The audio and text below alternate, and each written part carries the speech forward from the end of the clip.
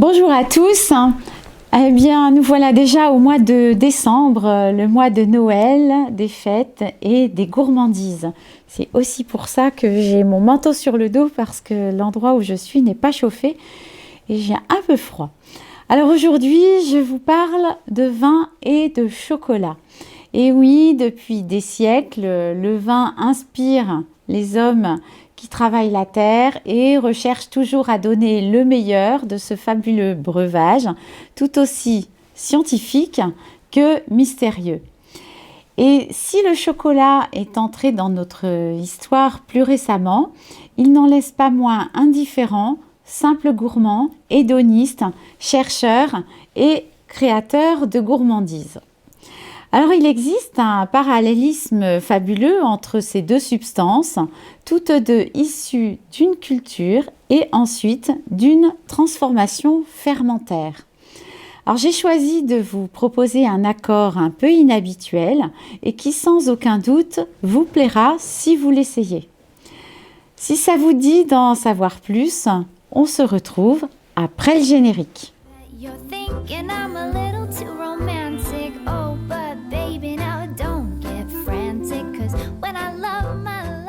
Alors, pour ceux qui ne me connaissent pas encore, je suis Marie-Antoinette.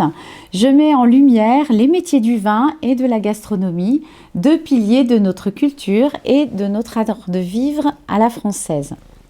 Je me suis plongée au cœur du raisin et de la fève de cacao pour comprendre pourquoi les professionnels de ces deux productions utilisaient le même langage pour les décrire lors de la dégustation.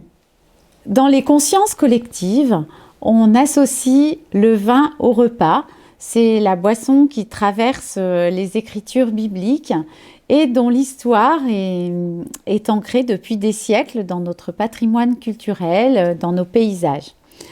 J'aime bien citer Bruno Queugnoux dans son livre « La vie mystérieuse du vin ». Le lait est la boisson de l'homme enfant et le vin la boisson de l'âme. Alors, les fèves de cacao, elles, servaient de monnaie d'échange chez les Aztèques et les Mayas et aussi pour préparer la boisson des dieux. Tiens, quel parallélisme! Alors, pas de vin sans ces trois étapes fondamentales qui sont la fermentation du jus de raisin, l'élevage et le vieillissement. Et pas de chocolat sans ces trois étapes fondamentales que sont la fermentation des graines de cacao qui sont sorties des cabosses, la torréfaction et le concassage. Ce sont ces mêmes levures et bactéries de fermentation qui sont directement à la source des arômes précurseurs du cacao, comme pour le vin. Alors, je passe sur l'ensemble des détails et des étapes de fabrication de l'un et de l'autre. Ma vidéo serait bien trop longue. Et puis, un autre concept commun entre vin et chocolat, c'est la notion d'appellation, de terroir et de typicité. Vous avez les vins d'appellation, les premiers crus, les grands crus, etc., les classifications suivant les régions. Et puis, vous avez les chocolats d'origine, issus de fèves d'une seule provenance, qui peut être un pays ou un État, et les chocolats de cru, dont les fèves sont issues d'une région géographique déterminée. Alors, vous pourrez également trouver dans le chocolat noir, le vin rouge et le thé vert des antioxydants. Alors, en les consommant bien sûr avec modération, il ne s'agit ni de s'enivrer, ni de se rendre malade. Viennent ensuite les mots de la dégustation. Alors ici, c'est un rituel commun qui va bien entendu être sous l'influence du lieu, du moment et du comment.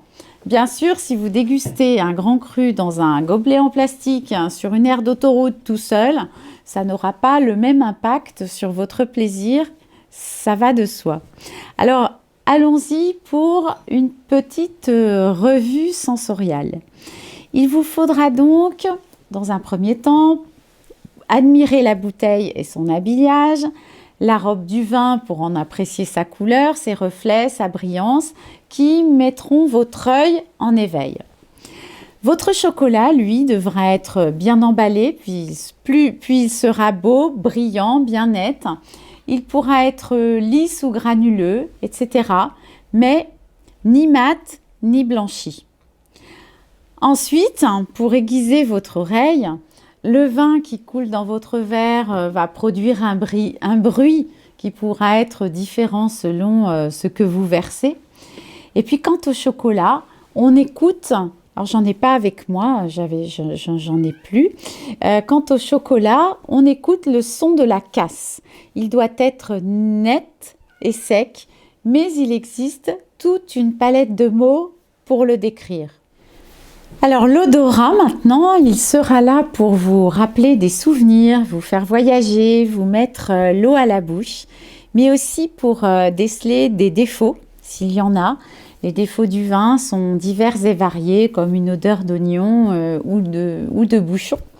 Et quant au chocolat, il doit dégager un véritable parfum de cacao, sans excès de vanille ni d'odeur de brûlé. Quant au toucher, je parle ici de celui des papilles. Eh bien, la perception des textures est encore une donnée commune à ces deux chanteurs de saveurs. Lisse, fondant, soyeux, fondu, etc., etc.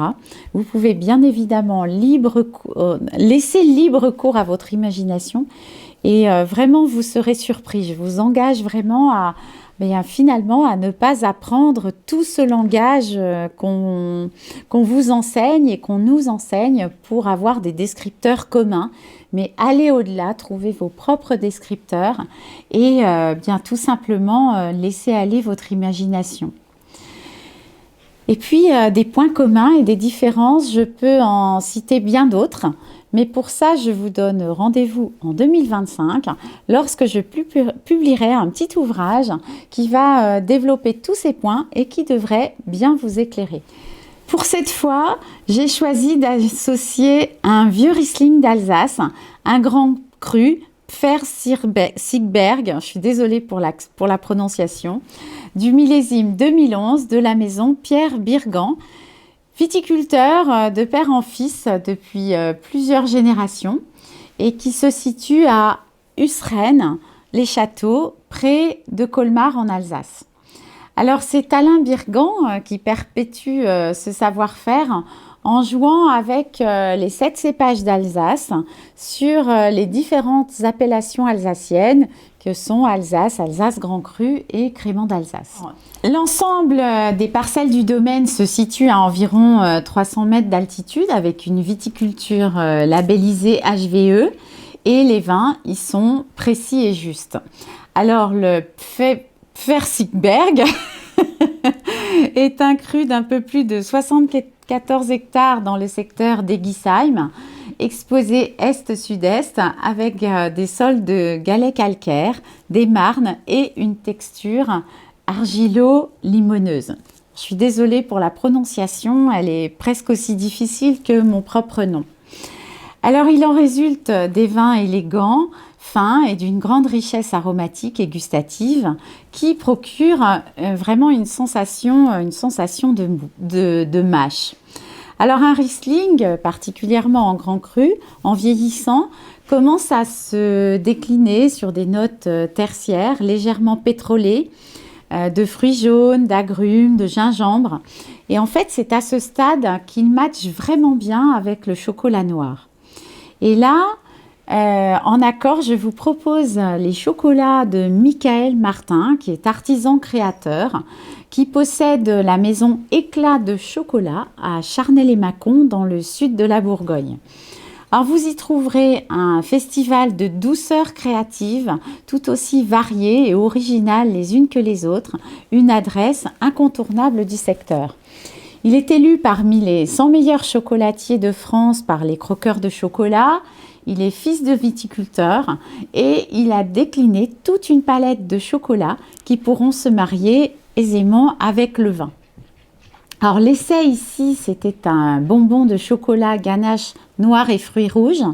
L'accord complètement inattendu, c'était un délice et une vraie découverte. Alors il serait encore plus parfait avec un chocolat noir aux fruits jaunes confits. Alors je vous encourage à faire des essais, parfois ils peuvent être ratés et vous ferez la grimace, mais sortez des sentiers connus pour vraiment vivre des expériences gustatives. Demandez à votre chocolatier local ce qui pourrait s'accorder avec tel ou tel vin et franchement vous serez surpris. Ils en ont tous un qui va s'accorder avec ce que vous recherchez. Et puis, ce qui va se produire, ça va surtout être les mariages locaux aussi. Par exemple, vous aurez des vins du Jura avec un chocolatier qui utilise les plantes spécifiques du Jura pour trouver des mariages. Alors, Taurus est très intéressé par tout ce que je dis. Alors, en conclusion, je dirais qu'il me semble important de défendre le vin comme produit culturel, afin que notre viticulture ne soit pas reléguée au rang des écomusées, comme sait bien le faire le wokisme ambiant pour bien d'autres choses et bien d'autres domaines. Et faisons en sorte que le chocolat, à cause de la spéculation, ne devienne pas le plaisir unique d'une poignée de privilégiés. Voilà, j'espère que cette vidéo vous aura plu. Et comme d'habitude, je vous mets les liens pour contacter les producteurs en dessous de la vidéo YouTube. Et puis, merci d'appuyer sur le petit pouce, liker la vidéo, ça fait progresser la visibilité de ma chaîne. Et puis, bien, je reste à votre écoute si vous avez des questions, des remarques ou tout simplement mettez des petits verres de vin en commentaire. Et bien sûr, actionnez la petite cloche pour vous abonner. Je vous dis à très bientôt dans cette rubrique Cuisine et Vin TV. Chin chin!